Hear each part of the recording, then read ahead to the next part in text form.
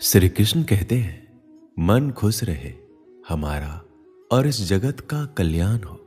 हम सभी चाहते हैं, पर जैसी हमारी कामना है वह कभी पूरी होती नहीं। मन में तरह तरह के गंदे विचार मनुष्य के दिमाग में घूमते हैं। ऐसे में प्रश्न आता है कि मन में अच्छे विचार कैसे लाए। विचार उठते हैं मन से, इसलिए मन क्या है यह हमें पता होना चाहिए। इसके बाद ही हम गंदे और अच्छे विचारों के खेल को समझ सकते। देखिए, मनुष्य का जीवन विचारों से ही तो है।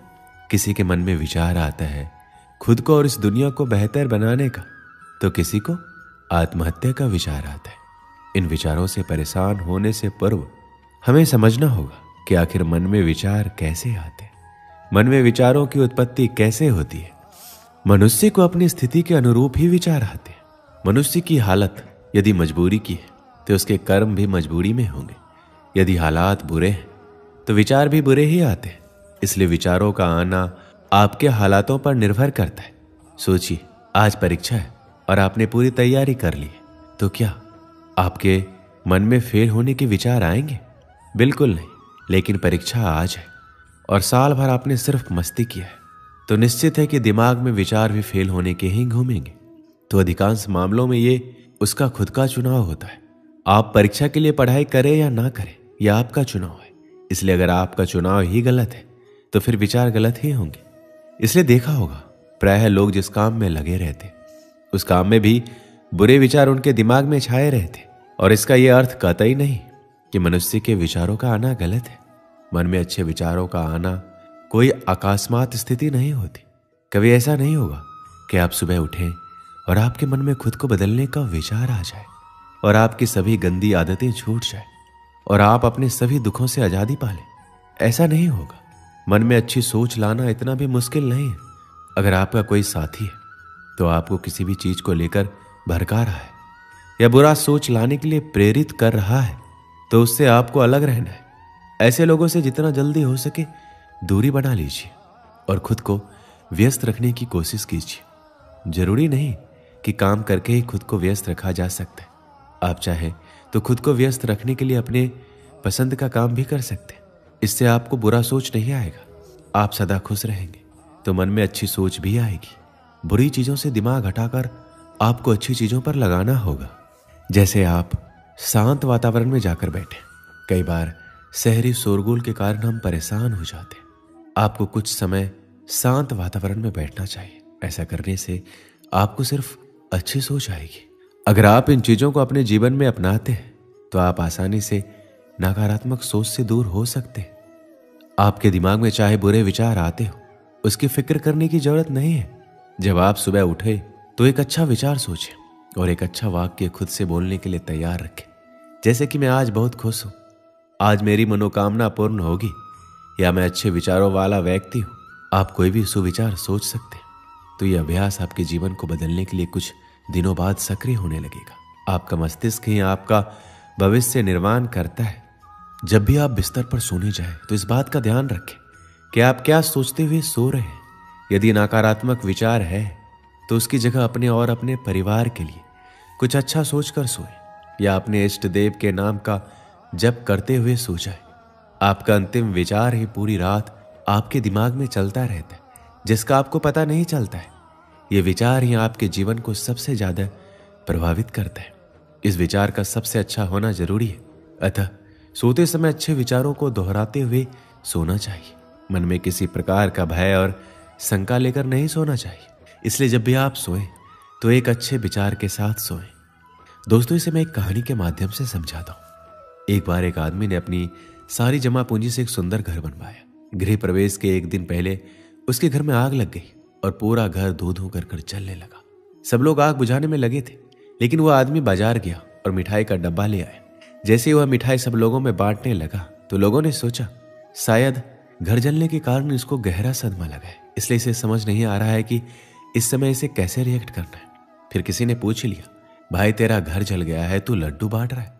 और वो उत्तर सुनकर प्रश्न पूछने वाला निःशब्द हो गया। उस आदमी ने उत्तर दिया कि आप लोग ये देख रहे हो कि गृह प्रवेश से पहले मेरा घर जल गया, लेकिन मैं ये सोच रहा हूं अगर मैंने गृह प्रवेश कर लिया होता तब आग लगती तो मेरे घर के साथ साथ मेरे परिवार वालों को भी नुकसान हो सकता था।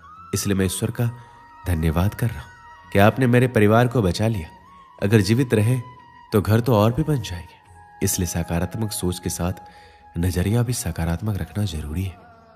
अच्छी आदतों से अच्छा होता है और बुरी आदतों से बुरा। यदि आप में किसी भी प्रकार का नशा करने, गाली बकने, क्रोध करने, ईर्ष्या करने, अनावश्यक भोजन करने और किसी का अपमान करने या अन्य किसी भी प्रकार की गंदी आदतें हैं, तो फिर आपका वर्तमान और भविष्य भी वैसा ही होगा।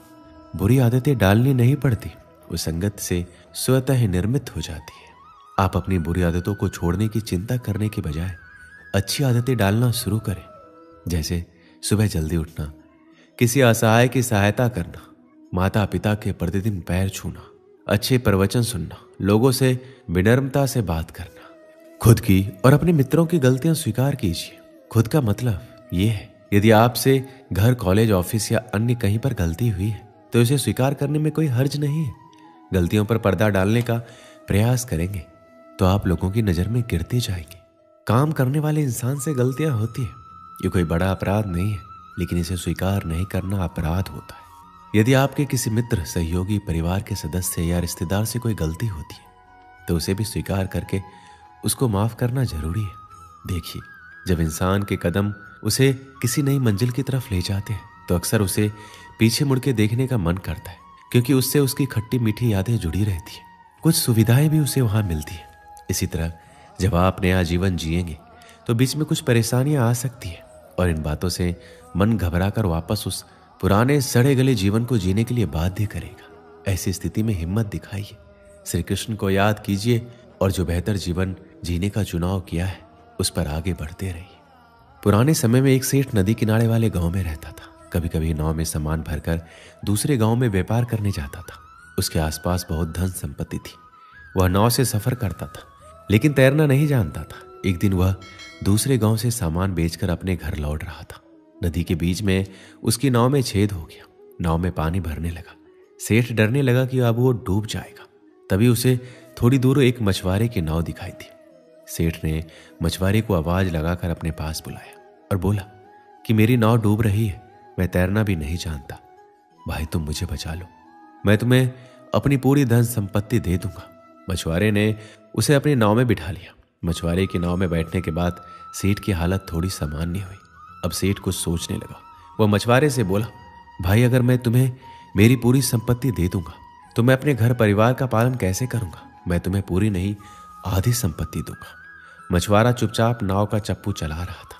सेठ फिर सोचने लगा। कुछ देर बाद उसने मछुआरे से कहा, भाई, मेरी संपत्ति में मेरे बच्चों का भी अधिकार है, मैं तुम्हें आधा नहीं, 1/4 संपत्ति दूंगा। मछुआरे ने कुछ नहीं कहा। कुछ ही देर में नाव किनारे पहुंच गई। अब सेठ की सोच पूरी तरह बदल चुकी थी। वह सुरक्षित किनारे पर आ गया था। सेठ ने सोचा, इसने मेरी जान बचा के कोई बड़ा काम नहीं किया, ये तो इसका धर्म था। ये सोचकर सेठ ने मछुआरे को सोने का एक सिक्का देना चाहा, लेकिन मछुआरे ने ये लेने से मना कर दिया। सेठ ने वह सिक्का भी अपने पास रख लिया और वहां से चला गया। दोस्तों, इस कहानी से हमें क्या सीख मिलती है कि हमारे मन में अच्छे काम के लिए विचार बहुत कम आते हैं, और जब भी कोई ऐसा पुण्य कर्म का विचार आए तो वह काम तुरंत कर देना चाहिए। समय के आगे बढ़ने के साथ साथ हमारे विचार भी बदल जाते हैं। दोस्तों, इस वीडियो में बस इतना ही। मिलते हैं अगले वीडियो में। अपना ख्याल रखिएगा। जय श्री कृष्ण।